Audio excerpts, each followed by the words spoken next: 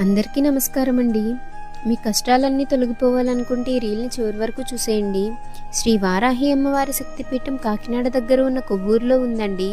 అందరూ వెళ్ళి దర్శించుకుంటున్నారు. మేము కూడా వెళ్ళామండి. భక్తులైతే చాలామంది ఉన్నారు. మేమైతే శుక్రవారం వెళ్ళామండి. ఎందరో భక్తులు కోరిన కోరికలు అమ్మ తీరుస్తుంది. మన కష్టాలు తీరే మంత్రాన్ని ఒకటి చెప్తా వినండి.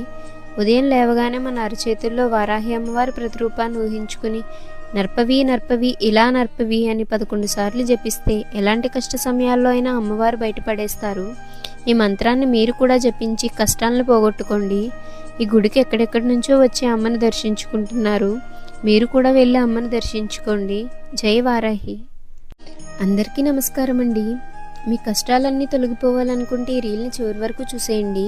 శ్రీ వారాహి అమ్మవారి శక్తిపీఠం కాకినాడ దగ్గర ఉన్న కొవ్వూరులో ఉందండి. అందరూ వెళ్ళి దర్శించుకుంటున్నారు. మేము కూడా వెళ్ళామండి.